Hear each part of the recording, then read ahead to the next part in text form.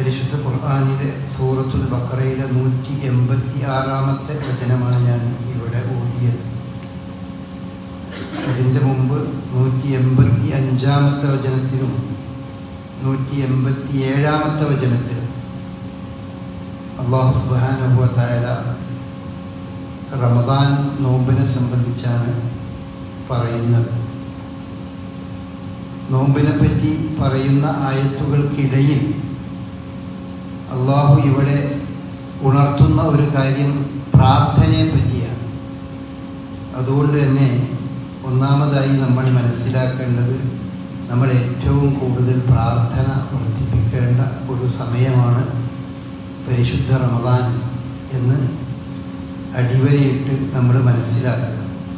അല്ലാഹു സുബ്ഹാനഹു വ തആല ഇവിടെ ഉണർത്തുന്ന കാര്യം, ഇദാ സഅലക ഇബാദി അന്നി, എന്നെപ്പറ്റി എൻ്റെ അടിമകൾ നിന്നോട് ചോദിച്ചാൽ ഫഇന്നി ഖരീബ്, ഞാൻ ഏറ്റവും സമീപസ്ഥനാണ്. ഉജീബു ദഅവത ദാഇ, പ്രാർത്ഥിക്കുന്നവന്റെ പ്രാർത്ഥനയ്ക്ക് ഉത്തരം നൽകുന്നവനാണ്. ഇദാ ദഅാനി, അവർ എന്നോട് പ്രാർത്ഥിക്കുകയാണ്, അല്ലാഹുവോട് പ്രാർത്ഥിക്കുകയാണെങ്കിൽ അതിന് ഉത്തരം അവൻ നൽകും. അതുകൊണ്ട് ഫൽയസ്തജീബൂ ലി, അവരെന്നോട് ഉത്തരം ചോദിക്കട്ടെ. വൽയുഅ്മിനൂ ബി, എന്നിൽ അവർ വിശ്വസിക്കട്ടെ. ലഅല്ലഹും യർഷുദൂൻ, അവർക്ക് കാര്യബോധം ഉണ്ടാകുവാൻ. ഇവിടെ അല്ലാഹു സുബ്ഹാനഹു വ തആല ഉണർത്തുന്ന കാര്യം, മനുഷ്യൻ ആദ്യമായി മനസ്സിലാക്കേണ്ടത് അവനുമായി ഏറ്റവും അടുത്തവൻ മറ്റേതൊരു സൃഷ്ടിയേക്കാളും അല്ലാഹുവാണ്. റബ്ബ് സുബ്ഹാനഹു വ തആലയാണ് അവനുമായി ഏറ്റവും അടുത്തവൻ. അതുകൊണ്ട് അവനോട് മാത്രമേ നിങ്ങൾ പ്രാർത്ഥിക്കാൻ പാടുള്ളൂ എന്നതാണ്. പ്രാർത്ഥന അല്ലാഹുവോട് മാത്രം എന്നതാണ് ലാ ഇലാഹ ഇല്ലല്ലാഹ് എന്ന കലിമത്തു തൗഹീദിന്റെ പൊരുള് തന്നെ അതാണ്. പ്രാർത്ഥന കേൾക്കുന്നവൻ അല്ലാഹു മാത്രമേ ഉള്ളൂ. അല്ലാഹു അല്ലാത്ത ഒരാൾക്കും പ്രാർത്ഥന കേൾക്കാൻ കഴിയില്ല.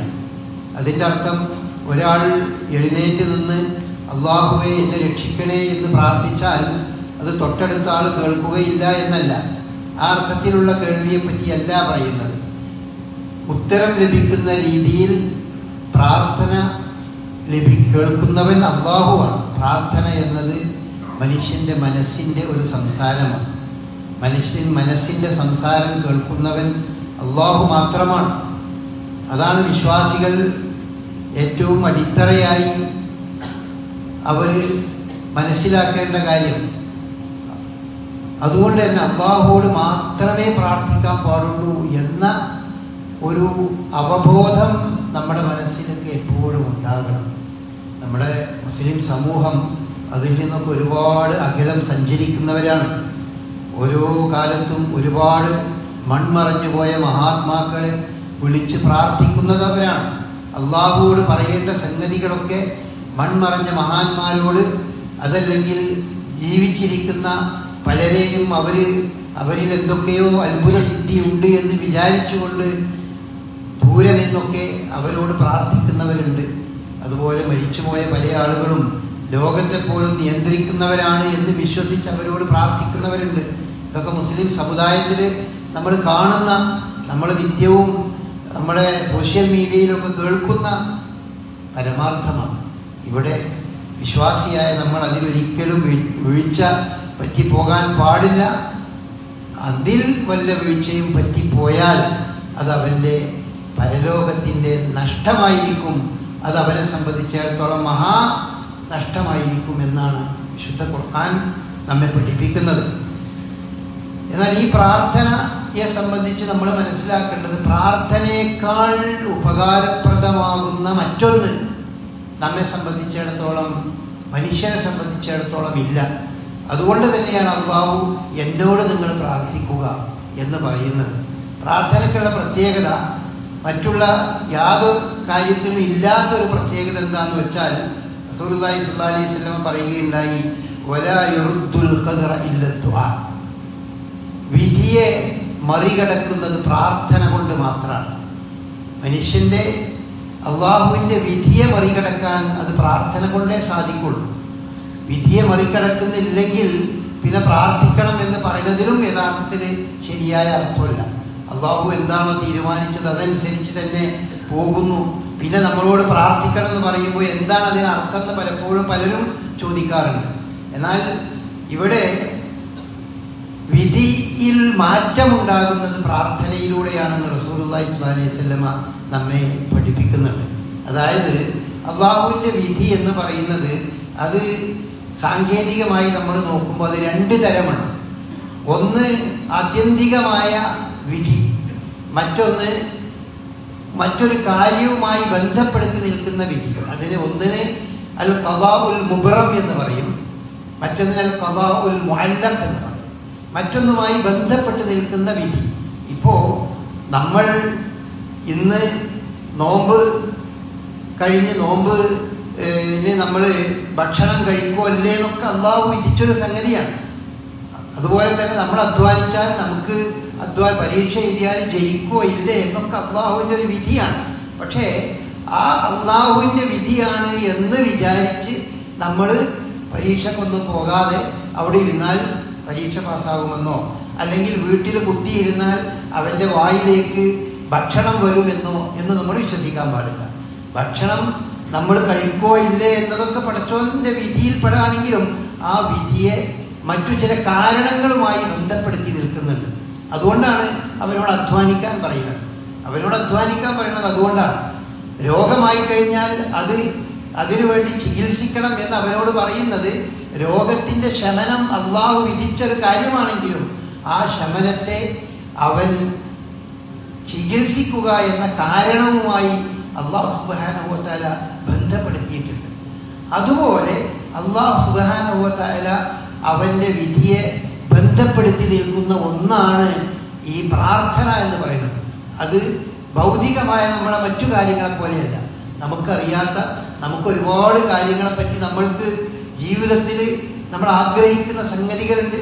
പ്രയാസങ്ങളും ദുരിതങ്ങളും കഷ്ടപ്പാടുകളും അനുഭവിച്ചുകൊണ്ടിരിക്കുമ്പോൾ അതിൽ നിന്ന് രക്ഷപ്പെടുന്നതിന് വേണ്ടി നമ്മൾ ആഗ്രഹിക്കുമ്പോൾ ആ ആഗ്രഹത്തിൻ്റെ ഭാഗമായി നമ്മൾ അത് അങ്ങനെ ആ രീതിയിലാണ് ശരിയായിക്കോളും എന്ന് വിചാരിക്കണേക്കാൾ കൂടുതൽ അത് പ്രാർത്ഥിച്ചു കൊണ്ടിരുന്നാൽ അതിന് മാറ്റമുണ്ടാകും. അതായത് ഷേഖ് ഹുസൈമിനോട് ഇതിനെപ്പറ്റി ചോദിച്ചപ്പോൾ അദ്ദേഹം പറഞ്ഞൊരു മറുപടി ഉണ്ട്. ഇന്ന ദുആ സബബുൻ അസ്ബാഇൽ ഖദാ. യഥാർത്ഥത്തിൽ പ്രാർത്ഥന എന്ന് പറയുന്നത് വിധിയുടെ ഒരു കാരണമാണ്.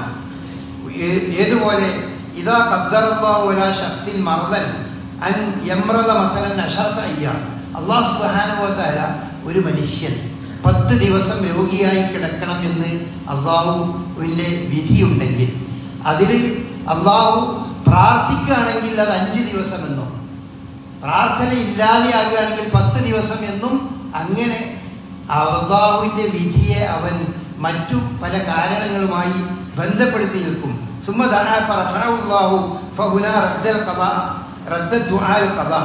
അപ്പൊ ഇവിടെ ഈ രോഗം അള്ളാഹു 5 ദിവസം കൊണ്ട് സുഖപ്പെടണം എന്ന് അവന്റെ പ്രാർത്ഥന കൊണ്ട് അള്ളാഹു തീരുമാനിക്കുന്നതാണ്. അവൻ പ്രാർത്ഥിക്കൂലേ, എന്താണെന്ന് വരാൻ പോകുന്നത് അതൊക്കെ അള്ളാഹുവിന് അറിയുന്ന കാര്യം. പക്ഷെ അവനെ സംബന്ധിച്ചുകൊണ്ട് ഇതുപോലെ നമ്മൾക്ക് നമ്മുടെ ഭക്ഷണം കഴിച്ചാൽ നമുക്ക് ഇന്ന് ഭക്ഷണം ഉണ്ടോ ഇല്ലേ എന്നൊക്കെ അള്ളാഹുവിന് അറിയുന്ന കാര്യമാണ്. അത് മറ്റൊരു വശമാണ്. പക്ഷെ നമ്മൾ ഭക്ഷണത്തിന് വേണ്ടി അധ്വാനിക്കുകയും അതുപോലെ തന്നെ നമ്മൾ ജോലിക്ക് വേണ്ടി ശ്രമിക്കുകയും ഒക്കെ ചെയ്യണമെന്ന് പറഞ്ഞതുപോലെ നമ്മൾ പ്രാർത്ഥിച്ചു കൊണ്ടിരുന്നാൽ ആ പ്രാർത്ഥന വഴി അല്ലാഹു സുബ്ഹാനഹു വ തആല അവന്റെ വിധിയിൽ മാറ്റമുണ്ടാകുമെന്നാണ് റസൂലുള്ളാഹി സ്വല്ലല്ലാഹു അലൈഹി വസല്ലം പറഞ്ഞത്. ലാ യറുദ്ദുൽ ഖദറ ഇല്ല ദുആ.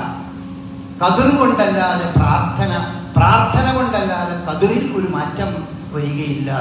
അപ്പൊ അത്രയും പ്രാധാന്യമുള്ള ഒരു സംഗതിയാണ്. റസൂലുള്ളാഹി സ്വല്ലല്ലാഹു അലൈഹി വസല്ലം വിശുദ്ധ ഖുർആൻ തന്നെ അതിലേക്ക് സൂചിപ്പിക്കുന്നുണ്ട്. യംഹുല്ലാഹു മാ യശാഉ വ യുസ്ബിത് വ ഇൻദഹു ഉമ്മുൽ കിതാബ്. അല്ലാഹുവിന്റെ അടുക്കലാണ് പ്രമാണരേഖയുള്ളത്, ലൗഹുൽ മഹ്ഫൂദ്.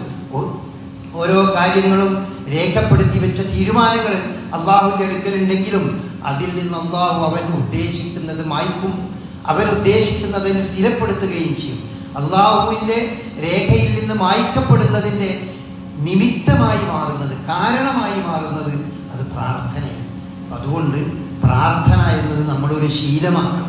നമുക്ക് വന്നുപെടുന്ന എന്ത് വിഷയങ്ങളിലും എന്ത് പ്രശ്നങ്ങളിലും നമ്മൾ പ്രാർത്ഥിക്കുമ്പോൾ അതുകൊണ്ട് നേട്ടം നമുക്ക് എന്തായാലും ഉണ്ടാകും എന്ന് നമ്മൾ മനസ്സിലാക്കണം. റസൂലുള്ളാഹി സ്വല്ലല്ലാഹു അലൈഹി വസല്ലം പറഞ്ഞു, മാമി മുസ്ലിം യദൂ ബിദഅവത്തിൻ ലൈസ ഫിഹാ ഇസ്മുൻ വലാ ഖതിഅത്തുൻ. ഒരു മുസ്ലിം അവൻ പ്രാർത്ഥിക്കുകയാണെങ്കിൽ എങ്ങനത്തെ പ്രാർത്ഥന? ലൈസ ഫിഹാ ഇസ്മുൻ വലാ ഖതിഅത്തു റഹ്മി.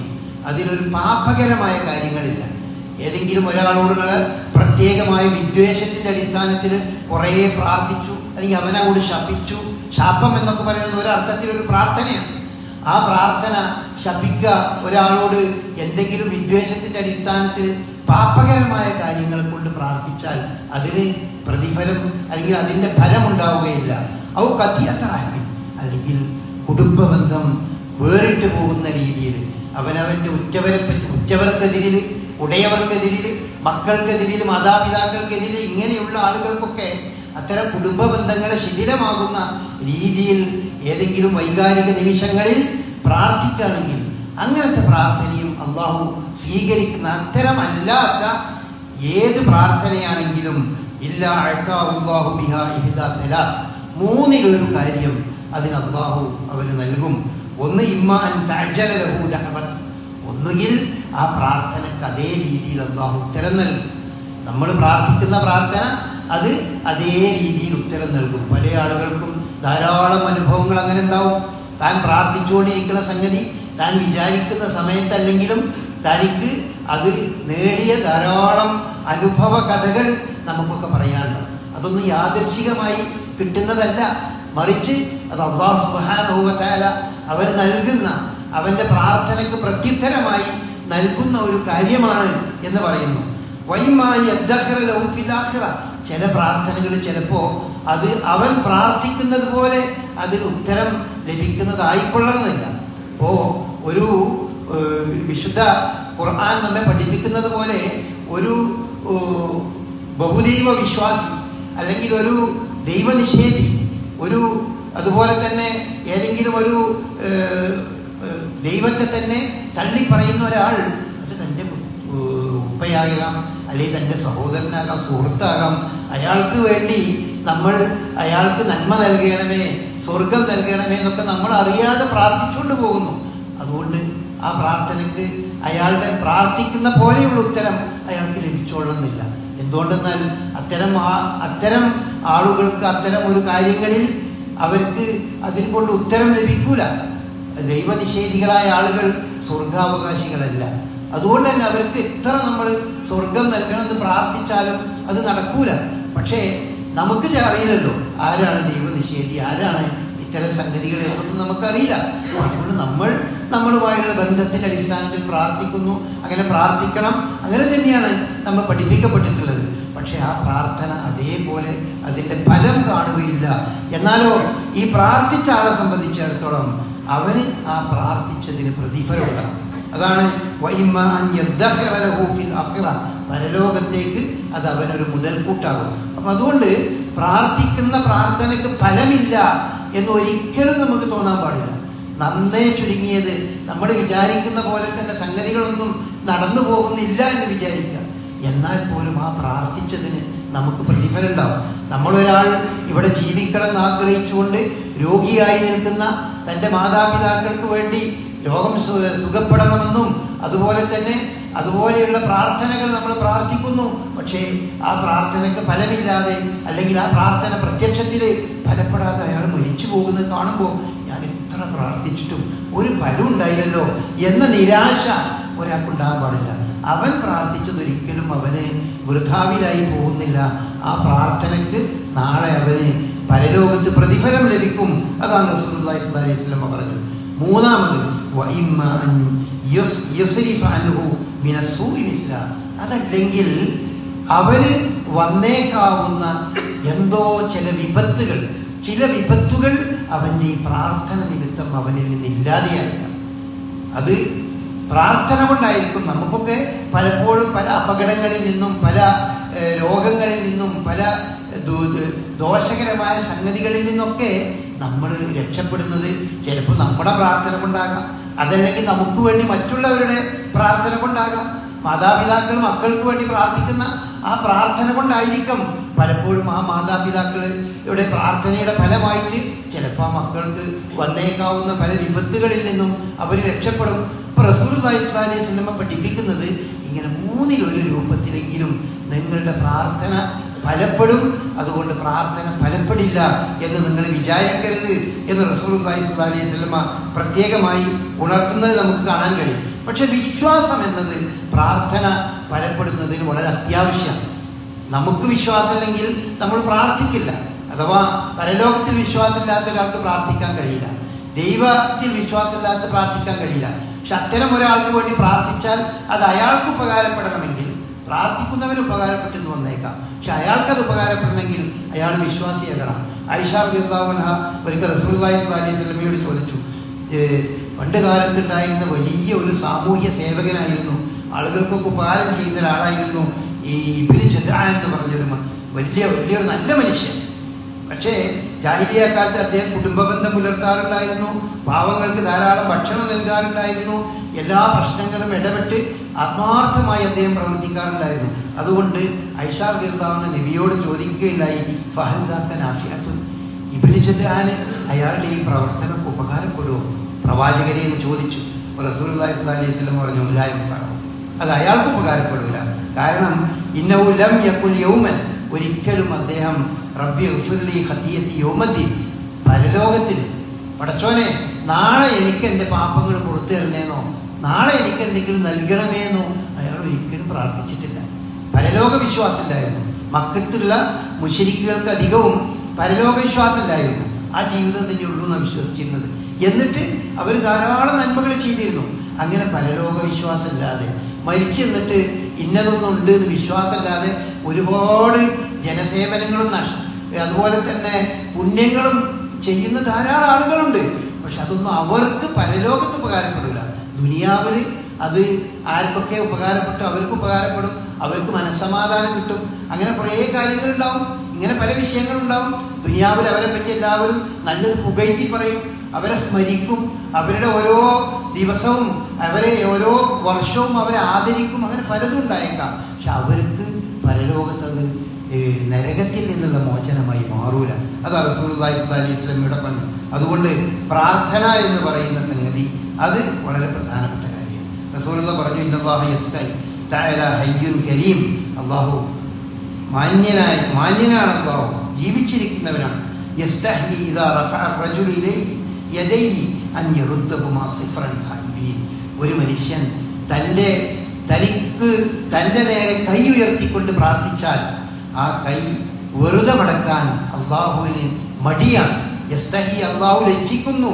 അൻ ഇദാ റഫഅ റജുലു ഇലൈഹി യദൈഹി, ഒരു മനുഷ്യൻ അയാളുടെ കൈ അവനിലേക്ക് ഉയർത്തിയിട്ട് സിഫ്റൻ, അത് ഒന്നുമില്ലാതെ നിരാശനായിക്കൊണ്ട് മടക്കാൻ അള്ളാഹു ഒരിക്കലും ഉദ്ദേശിക്കുന്നില്ല. അള്ളാഹു അതിന് മടിക്കുന്നു എന്നാണ്. കൈ ഉയർത്തിയുള്ള പ്രാർത്ഥന അത് എന്തുകൊണ്ടും അയാൾക്ക് അത് ഉപകാരപ്പെടുമെന്നാണ് റസൂലുള്ളാഹി സ്വല്ലല്ലാഹു അലൈഹി വസല്ലം പറഞ്ഞത്. അതുപോലെ തന്നെ അള്ളാഹുവിനെ സംബന്ധിച്ചിടത്തോളം ലൈസ ശൈഉൻ അക്റമു അലല്ലാഹി മിനൽ ദുആ, പ്രാർത്ഥനക്കാൾ നല്ലൊരു സംഗതി അല്ലാഹു സുബ്ഹാനഹു വ തആലക്ക് മറ്റൊരു സംഗതിയില്ല. അപ്പൊ അള്ളാഹുവും മനുഷ്യനും തമ്മിലുള്ള ബന്ധം, ആ ബന്ധം പ്രാർത്ഥനയിലൂടെ മാത്രമേ നമുക്ക് കഴിയുള്ളൂ. അതല്ലാത്ത മറ്റൊന്നിലൂടെയും നമുക്ക് അള്ളാഹുവുമായി ബന്ധപ്പെടാൻ കഴിയില്ല. അതുകൊണ്ട് തന്നെ നമസ്കാരം മുഴുവൻ പ്രാർത്ഥനയാണ്, ഹജ്ജ് മുഴുവൻ പ്രാർത്ഥനയാണ്, നോമ്പ് പോലെയുള്ള സംഗതികൾ അതിലും അടങ്ങിയിരിക്കുന്നത് ആ അർത്ഥത്തിലുള്ള പ്രാർത്ഥനകളാണ്. ഏത് ആരാധനാകർമ്മമാണെങ്കിലും അള്ളാഹുവുമായി നമ്മെ ബന്ധിപ്പിക്കുന്നത് ആ പ്രാർത്ഥനയാണ്. അതുകൊണ്ട് ആ പ്രാർത്ഥന ഇല്ലെങ്കിൽ അള്ളാഹുവുമായുള്ള ബന്ധം കുറഞ്ഞ് പോകും എന്ന് നമ്മൾ മനസ്സിലാക്കേണ്ടത്. അതുകൊണ്ട് നിരന്തരം അള്ളാഹുവുമായി ബന്ധമുണ്ടാവുകയും അള്ളാഹുമായുള്ള ആ ബന്ധം നമ്മൾ എപ്പോഴും അതിൽ നിരതമായിക്കൊണ്ട് ഒരിക്കലും മുറിഞ്ഞു പോകാത്ത അവസ്ഥയിൽ നിൽക്കണം. പിന്നെ പ്രത്യേകം ശ്രദ്ധിക്കാൻ ഒരു കാര്യം റസൂലുള്ളാഹി സ്വല്ലല്ലാഹു അലൈഹി വസല്ലം പറഞ്ഞിട്ടുണ്ട്, നിങ്ങൾ പ്രാർത്ഥിക്കുമ്പോൾ മക്കൾക്കെതിരെ പ്രാർത്ഥിക്കണം, അവനവന്റെ സ്വത്തിനെതിരെ പ്രാർത്ഥിക്കണം. ഇത് വളരെ വ്യക്തമായി റസൂലുള്ളാഹി സ്വല്ലല്ലാഹു അലൈഹി വസല്ലം ലാ തദൂ അലാ ഔലാദിക്കും വലാ തദൂ അലാ അൻഫുസിക്കും വലാ തദൂ അലാ അംവാലിക്കും, ഈ മൂന്ന് സംഗതി പ്രാർത്ഥനയിൽ ഉണ്ടാകാൻ പാടില്ല. അവനവൻ അധ്വാനിച്ചുണ്ടാക്കിയ സമ്പത്ത് അത് ഏത് സന്ദർഭത്തിലാണെങ്കിലും അതിനെതിരിലൊരു പ്രാർത്ഥന, നശിച്ച സ്വത്ത് എന്നൊരിക്കലും പറയരുത്. അതിനെതിരിലൊരു പ്രാർത്ഥന, ഹലാലായ രീതിയിൽ സമ്പാദിച്ച സമ്പത്തിനെതിരിൽ നിങ്ങൾ പ്രാർത്ഥിക്കരുത്. നിങ്ങളുടെ മക്കൾ അവർ എത്ര ദുഷിച്ചു പോയവരാണ്, എത്ര മോശപ്പെട്ട മക്കളാണെങ്കിലും അവർക്ക് എതിരിൽ നിങ്ങൾ പ്രാർത്ഥിക്കരുത്. ഒരുപക്ഷെ നിങ്ങളുടെ കാലം കഴിഞ്ഞതിന് ശേഷം ആ മക്കൾ നല്ല മക്കളായി മാറിയേക്കാം. നിങ്ങൾക്ക് വേണ്ടി വലതും സ്വാലിഹുൻ യദ്ഉലഹു, നിങ്ങൾക്ക് വേണ്ടി പ്രാർത്ഥിക്കുന്ന മക്കളായി അവർ മാറിയേക്കാം. നമുക്കറിയില്ല. എൻ്റെ മക്കള് താൻ ജീവിച്ചിരിക്കുന്ന സമയത്ത് വളരെ മോശമായി ജീവിച്ച ആളുകളാണ്. അതുകൊണ്ട് തന്നെ പലപ്പോഴും അവരോട് പല നിലക്കുള്ള പ്രയാസം തോന്നിയിട്ടുണ്ടാവും. പക്ഷേ കാലം കുറച്ച് കഴിയുമ്പോൾ അവര് നമ്മൾക്ക് ഉപകാരപ്പെടുന്ന മക്കളായി മാറും. അതുകൊണ്ട് തന്നെ ഏത് സന്ദർഭത്തിൽ ഏത് മക്കളാണെങ്കിലും, ഇത്ര കുരുത്തം കെട്ടാന്നൊക്കെ നമ്മൾ പറയുന്ന മക്കളാണെങ്കിലും ശരി, അവർക്കെതിരിൽ അവർക്കൊരു നാശമുണ്ടാകാൻ നമ്മൾ ഒരിക്കലും പ്രാർത്ഥിക്കരുത്. മറിച്ച് അവരെ നന്നാക്കാൻ വേണ്ടി പ്രാർത്ഥിക്കണം, അവർക്ക് ഹിദായത്ത് കൊടുക്കാൻ വേണ്ടി പ്രാർത്ഥിക്കണം, അവർക്ക് നല്ല മനസ്സുണ്ടാകാൻ വേണ്ടി പ്രാർത്ഥിക്കണം. കുറച്ച് കഴിഞ്ഞ് നമ്മുടെ കാലശേഷം നമ്മുടെ ഖബറിലേക്ക് പ്രാർത്ഥനകൾ അയക്കുന്ന മക്കളായി ചിലപ്പോൾ അവര് മാറിയേക്കാം. ആ രീതിയിലാണ് ഉണ്ടാകേണ്ടത്. അതുപോലെ തന്നെയാണ് അവനവനെതിരിൽ ഒരിക്കലും പ്രാർത്ഥിക്കുന്നത്. നമുക്ക് എന്ത് ദോഷം നമ്മൾക്ക് നമ്മുടെ ശരീരത്തിൽ ഉണ്ടായാലും അല്ലെങ്കിൽ എന്ത് പ്രയാസം ഉണ്ടായാലും അവനവനെതിരിൽ ഒക്കെ വളരെ പ്രധാനമായി റസൂലുള്ളാഹി സ്വല്ലല്ലാഹു അലൈഹി വസല്ലമ നമ്മെ പഠിപ്പിച്ചിട്ടുള്ള കാര്യമാണ്. അവനാലെതിരിലും അവൻ്റെ മക്കൾക്കെതിരിലും അതുപോലെ തന്നെ അവനവൻ്റെ ഈ പറയുന്ന സ്വത്തിനെതിരിലും ഒരു കാരണവശാലും പ്രാർത്ഥിക്കാൻ പാടില്ല. പിന്നെ പ്രാർത്ഥിക്കുന്ന സമയം പല രീതിയിലുള്ള പ്രാർത്ഥനകൾ. ഇപ്പം എന്തിനാണ് ഇപ്പം നമ്മൾ ഹജ്ജിന് പോകുന്നത് ചോദിച്ചാൽ പ്രാർത്ഥിക്കാൻ വേണ്ടി മാത്രം പോകണം. ഉംറയ്ക്ക് വേണ്ടി എന്തിനാ പോകുന്നത്? പ്രാർത്ഥിക്കാൻ വേണ്ടി പോവാണ്. അതെന്താ? ഇവിടുന്ന് പ്രാർത്ഥിച്ചാൽ പോലെ? ഇവിടുന്ന് പ്രാർത്ഥിച്ചാൽ ആ പ്രാർത്ഥന ഉണ്ട്. പക്ഷെ അവിടെ പോയി മക്കയിൽ അതിന് പ്രത്യേകമായ ആ സ്ഥലങ്ങളിൽ വെച്ച് അവിടെ വെച്ച് പ്രാർത്ഥിക്കുന്നതിന് പ്രത്യേകതകളുണ്ട്. അതിൻ്റെ സ്വീകാര്യതയ്ക്ക് വളരെയധികം സാധ്യതകളുണ്ട്. കഅബാലയത്തിന്റെ പരിസരത്ത് വെച്ച് നടത്തുന്ന പ്രാർത്ഥന അത് നമ്മൾ മറ്റൊരു സ്ഥലത്ത് വെച്ച് പ്രാർത്ഥിക്കുന്ന പ്രാർത്ഥന പോലെയല്ല. അതുപോലെ തന്നെ ഹജ്ജില് അറഫയിലും മിനായിലും അത് മുസ്ദലിഫിലും ഒക്കെ പ്രാർത്ഥനയുള്ളൂ, വേറൊന്നും അവിടെ ഇല്ല. നമ്മൾ ബലിയെറുക്കുന്നു, മുടി കളയുന്നു എന്ന കർമ്മമൊക്കെ ചെയ്യുന്നുണ്ടെങ്കിലും ആത്യന്തികമായി അതിൻ്റെയൊക്കെ അന്തസത്ത പ്രാർത്ഥനയാണ്. പ്രാർത്ഥിക്കാൻ വേണ്ടിയാണ് ഇപ്പോൾ ഒരാൾ ഹജ്ജിന് പോവാന്ന് പറയുന്നത്. അതുകൊണ്ടാണ് പ്രാർത്ഥിച്ച് അവൻ ഉമ്മ പറ്റ ഇന്ന് പെറ്റ ഒരു ഉമ്മ ഇന്ന് പെറ്റ മകനെ പോലെ ശുദ്ധനായി വേണമെങ്കിൽ അവന് മാറാൻ കഴിയും. ആ രീതിയിൽ തന്നെ ശുദ്ധീകരിക്കാൻ തനിക്ക് കഴിയുന്ന ഒരു സംഗതി അത് പ്രാർത്ഥനയാണ്. ആ പ്രാർത്ഥന ഇല്ലെങ്കിൽ തനിക്കൊരിക്കലും ശുദ്ധീകരിക്കാൻ കഴിയില്ല. നിങ്ങൾക്ക് നിങ്ങളെ സ്വയം ശുദ്ധീകരിക്കണമെന്ന് താല്പര്യമുണ്ടെങ്കിൽ, നിങ്ങൾക്ക് നിങ്ങളെ എന്തർത്ഥത്തിലും വിമലീകരിക്കണമെന്ന് താല്പര്യമുണ്ടെങ്കിൽ നിങ്ങൾ പ്രാർത്ഥിക്കും. നിരന്തരമായി പ്രാർത്ഥിക്കുമ്പോൾ നിങ്ങൾ സ്വന്തമായി തന്നെ നിങ്ങളുടെ മനസ്സ് അത് ശുദ്ധമായി വരുന്നത് നമുക്ക് കാണാൻ കഴിയും. അതുകൊണ്ടാണ് നമസ്കാരം തക്ബീറാണ് കെട്ടിക്കഴിഞ്ഞാൽ പിന്നെ നമ്മൾ ചെയ്യുന്ന ആ ഖുർആൻ പാരായണമൊക്കെ കഴിഞ്ഞാൽ പിന്നെ പ്രാർത്ഥനകളാണ്. റുക്കൂയിലും സുജൂദിലും അതുപോലെ ഇരുത്തത്തിലും ഒക്കെ പ്രാർത്ഥനകളാണ്, എല്ലാ പ്രാർത്ഥനകളും. ആ രീതിയിൽ സംവിധാനിക്കപ്പെട്ട ഒരു മതമാണ് നമ്മൾ. കാരണം അള്ളാഹുവുമായി നമ്മെ ബന്ധിപ്പിക്കുന്നത് ഈ പ്രാർത്ഥന മാത്രം, ഈ പ്രാർത്ഥനയിലൂടെയാണ് അള്ളാഹ്. അതുകൊണ്ട് റസൂലുള്ളാഹി സ്വല്ലല്ലാഹു അലൈഹി വസല്ലമ ചില സമയങ്ങൾ പറയുകയുണ്ടായി. ആ സമയത്ത് നിങ്ങൾ പ്രാർത്ഥിക്കുന്നത് വളരെ നല്ലതാണ്. റസൂലിനോട് ചോദിച്ചു, അള്ളാഹുവിന്റെ റസൂലേ, ഏറ്റവും പ്രാർത്ഥനയ്ക്ക് ഉത്തരം നൽകപ്പെടുന്ന സമയം ഏതാണ്? റസൂലുള്ളാഹി സ്വല്ലല്ലാഹു അലൈഹി വസല്ലം പറഞ്ഞു, ഒന്ന് ജൗഫുൽ ലൈലിൽ അഖീർ, രാത്രിയുടെ അന്ത്യയാമങ്ങളിൽ. അതുപോലെ ദുബറ കുല്ല സലാത്തിൻ മക്തൂബ, ഫർദ് നമസ്കാരങ്ങൾക്ക് ശേഷം ഇരുന്ന് പ്രാർത്ഥിക്കുക. അതുപോലെ റസൂലുള്ളാഹി സ്വല്ലല്ലാഹു അലൈഹി വസല്ലമ സുബഹി നമസ്കാരം കഴിഞ്ഞ് പലപ്പോഴും റസൂലുള്ളാഹി സ്വല്ലല്ലാഹു അലൈഹി വസല്ലമ സൂര്യൻ ഉദിക്കുന്നവരെ അവിടെ ഇരുന്ന് അങ്ങനെ പ്രാർത്ഥിച്ചുകൊണ്ടിരിക്കും, പ്രാർത്ഥനയും ദിക്റുമായിക്കൊണ്ടിരിക്കും. എന്നിട്ട് സൂര്യൻ ഉദിച്ചതിന് ശേഷം 2 റക്അത്ത്, സൂര്യൻ ഉദിച്ച് കുറച്ച് കഴിഞ്ഞ ശേഷം 2 റക്അത്ത് നിസ്കരിച്ച് വീട്ടിലേക്ക് മടങ്ങും. അതിങ്ങനെ റസൂലുള്ളാഹി സ്വല്ലല്ലാഹു അലൈഹി വസല്ലം ചെയ്തിരുന്നു. സാധിക്കുന്ന ആളുകളൊക്കെ അത്തരം സംഗതികൾ അവർക്ക് പതിവാക്കാവുന്നതാണ്.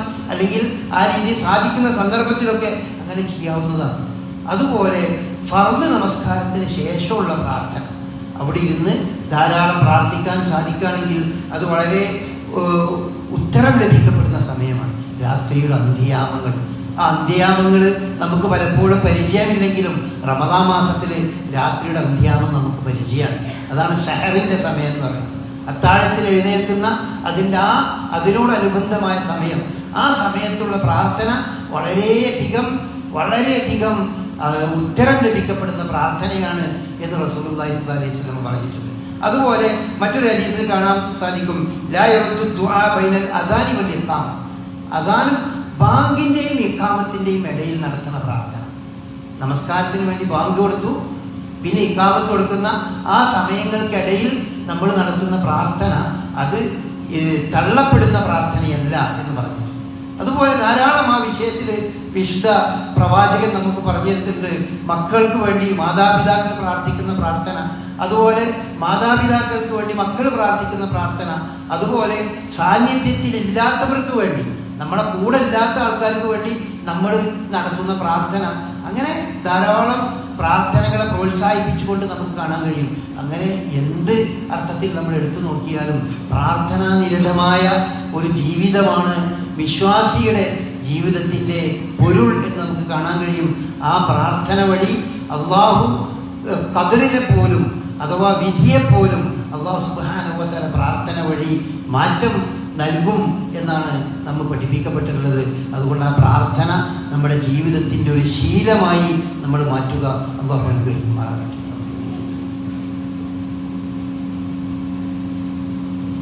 അൽഹംദുലില്ലാഹ് الذي هدانا لهذا وما كنا لنهتدي لولا أن هدانا اللهم صل على محمد وعلى آل محمد كما صليت على إبراهيم وعلى آل إبراهيم إنك حميد مجيد. أما بعد, നോമ്പുമായി ബന്ധപ്പെട്ട ചില സംശയങ്ങൾ ഇങ്ങനെ ഓരോരുത്തർ പല രീതിയിലും ചോദിക്കുന്നത് നമ്മൾ ഉണ്ട്, സാധാരണയാണ്. അപ്പോൾ നോമ്പ് അങ്ങനെ ചെയ്താൽ നോമ്പ് മുറി, അങ്ങനെ ചെയ്താൽ നോമ്പ് മുറി എന്നൊക്കെയുള്ള ചോദ്യമാണ്. അപ്പം അതിൻ്റെ മാനദണ്ഡം നമ്മളെ മനസ്സിലാക്കിയാൽ പിന്നെ അതിൻ്റെ അപ്പുറത്തേക്ക് നമുക്ക് പോകേണ്ട ആവശ്യമില്ല. അതായത് നോമ്പ് മുറിയുന്ന ഒന്ന് സംഗതി സാധാരണ രീതിയിൽ തിന്നുക കുടിക്കുക എന്നുള്ളതാണ്. നമുക്കറിയാം, തിന്നുക കുടിക്കുക, പകൽ സമയത്ത് തിന്നുകയോ കുടിക്കുകയോ ചെയ്താൽ നോമ്പ് മുറി. അപ്പോൾ തിന്നുന്നതിൻ്റെയും കുടിക്കുന്നതിൻ്റെയും സ്ഥാനത്ത് ഉള്ള മറ്റ് പ്രവർത്തനങ്ങളാണെങ്കിൽ നോമ്പ് മുറി.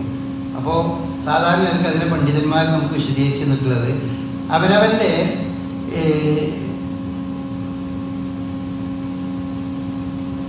സാധാരണ നമ്മളുടെ എന്താണ് അന്നനാളത്തിലേക്ക് എന്ത് ബോധപൂർവം നമ്മൾ കടത്തിയാലും അത് നോമ്പ് പോയി അന്നനാളത്തിലേക്ക്. അതുപോലെ തന്നെ ശരീരത്തിന് പോഷണം നൽകുന്ന ഏത് ഭാഗത്തു കൂടെ നമ്മുടെ ശരീരത്തിലേക്ക് പ്രവേശിപ്പിച്ചാലും നോമ്പ് പോയി. ഇതല്ലാത്ത ഒന്നുകൊണ്ടും സാധാരണ രീതിയിൽ തിന്നുക കുടിക്കുക എന്നുള്ളത് നോമ്പ് മുറിയില്ല. അപ്പൊ കണ്ണിൽ മരുന്നൊട്ടിച്ചാൽ നോമ്പ് മുറിയില്ല, ഇൻഹെയിലർ ഉപയോഗിച്ചാൽ നോമ്പ് മുറിയില്ല, സൂചി വെച്ചാൽ നോമ്പ് മുറിയില്ല. അങ്ങനെ നേരെ മറിച്ച് നമ്മളൊരു കല്ല് വിഴുങ്ങാന്ന് വിചാരിക്കുക, ഒരു കല്ലാണ് വിഴുങ്ങിയെന്ന് വിചാരിച്ചാൽ നോമ്പ് മുറി. കാരണം അന്നനാളത്തിലേക്ക് നമ്മൾ എന്ത് പ്രവേശിപ്പിച്ചാലും അത് നോമ്പ് മുറിയും. അതിന് ഇത്ര വരെ പണ്ഡിതന്മാർ ആ വിഷയത്തിൽ പറഞ്ഞിട്ടുണ്ട്. നമ്മൾ സാധാരണ ഈ അന്നനാളത്തിലൂടെ പരിശോധനയ്ക്ക് വേണ്ടി എന്തെങ്കിലും ക്യാമറയോ മറ്റൊക്കെ ഇറക്കിയിട്ട് പരിശോധിക്കാറുണ്ട്. അങ്ങനെ ചെയ്യുന്ന സന്ദർഭത്തിൽ നോമ്പ് മുറിയുന്നു, അന്നനാളത്തിലൂടെ ഇറക്കുക. കാരണം അത് ഭക്ഷണത്തിന് ഉള്ള അതിലൂടെ റസൂലുള്ളാഹി സ്വല്ലല്ലാഹു അലൈഹി വസല്ലം പറഞ്ഞു. അപ്പൊ അത് എന്താന്ന് വെച്ചാൽ റസൂൽ പറഞ്ഞു, നിങ്ങൾ ഒന്നെടുക്കുമ്പോൾ മൂക്കിലൂടെ വെള്ളം വളരെയധികം മൂക്കിലൂടെ വെള്ളം കയറ്റണം, നന്നായി മൂക്കിലൂടെ വെള്ളം കയറ്റി ചീറ്റണം. പക്ഷെ നോമ്പുകാരൻ അത് ചെയ്യരുത്. നോമ്പുകാരൻ ആ രീതിയിൽ ചെയ്യാൻ പാടില്ല. അപ്പൊ നോമ്പുകാരനായി ചെയ്യുമ്പോൾ മൂക്കിലൂടെ പോകുന്ന വെള്ളം അവന്റെ അന്നനാളത്തിലേക്ക് പ്രവേശിക്കും, അത് അവന്റെ നോമ്പ് മുറിയാൻ കാരണമാകും എന്നുള്ളത്. അപ്പൊ അതല്ലാത്ത ബാക്കിയുള്ള സംഗതികൾ, ഇപ്പൊ ഇൻസുലിൻ ആണെങ്കിലും അതൊന്നും കുത്തിയാലൊന്നും ഇപ്പോൾ നോമ്പ് മുറിയില്ല എന്ന് തന്നെ നമ്മൾ മനസ്സിലാക്കുക. ഭക്ഷണമായിക്കൊണ്ടുള്ള സംഗതി ഗ്ലൂക്കോസ് കുത്തിവെച്ചാലാകും. അതുപോലെ മറ്റേതെങ്കിലും രീതിയിൽ നമ്മൾക്ക് ശരീരത്തിന് പോഷണം നൽകുന്ന ശരീരത്തിന്റെ ഏത് ഭാഗത്തിലൂടെ നമ്മൾ നൽകിയാലും അത് നോമ്പ് മുറിയുന്നതാണ്, അല്ലെങ്കിൽ അത് നോമ്പ് മുറിയാത്തതാണ്. അതാണ് തിന്നുക കുടിക്കുക എന്ന ഗണത്തിൽ നോമ്പ് മുറിയുന്ന ഇനത്തിൽ ഉൾപ്പെടുത്തിയിട്ടുള്ളത് എന്ന് നമ്മൾ മനസ്സിലാക്കുക. വേറെ പ്രത്യേകിച്ച് അതുമായി ബന്ധപ്പെട്ട ബാക്കി കുറേ കർമ്മശാസ്ത്ര സംഗതികളൊക്കെ പലപ്പോഴും നമ്മൾ അറിയുന്നതാണ്. സാധാരണ നോമ്പുകാരന് വലിയ ശുദ്ധി ഉണ്ടായാൽ അവന് സുബഹി നിസ്കരിക്കണേൻ്റെ മുമ്പ് കുളിക്കണം എന്നുള്ളൂ, അല്ലാതെ ബാങ്ക് കൊടുക്കണേൻ്റെ മുമ്പ് കുളിക്കണം എന്നില്ല. സുബഹി നിസ്കരിക്കണേൻ്റെ മുമ്പ് കുളിക്കണം. അതുപോലെ ബോധപൂർവം സ്വപ്നസ്ഖലനം പോലത്തെ സംഗതി ഉണ്ടായാലും നോമ്പ് മുറിയില്ല. ബോധപൂർവം എന്ത് ചെയ്തെങ്കിലേ നോമ്പ് മുറിയുള്ളൂ. വായിൽ നിന്ന് കൈയിട്ട് നമ്മൾ ഛർദ്ദിച്ചാലേ നോമ്പ് മുറിയുള്ളൂ. അറിയാതെ നമ്മളുടെ ഛർദിൽ ഉണ്ടായിട്ട് അത് നോമ്പ് മുറിയില്ല. അതൊക്കെ നമ്മൾ നേരത്തെ പറഞ്ഞ് മനസ്സിലാക്കിയിട്ടുള്ള സംഗതിയാണ്. അത്തരം സംഗതികൾ ഫിഖ് കാര്യങ്ങൾ, അത്തരം സംഗതികൾ മനസ്സിലാക്കുക. അറിയാത്ത കാര്യങ്ങളുണ്ടെങ്കിൽ വീണ്ടും ചോദിക്കുക. നമുക്ക് അല്ലാഹു സുബ്ഹാനഹു വ തആല അള്ളാഹുവിൻ്റെ ഏറ്റവും ഉത്തമ ദാസന്മാരുടെ കൂട്ടത്തിൽ നമ്മെ എല്ലാം ഉൾപ്പെടുത്തുമാറാകട്ടെ.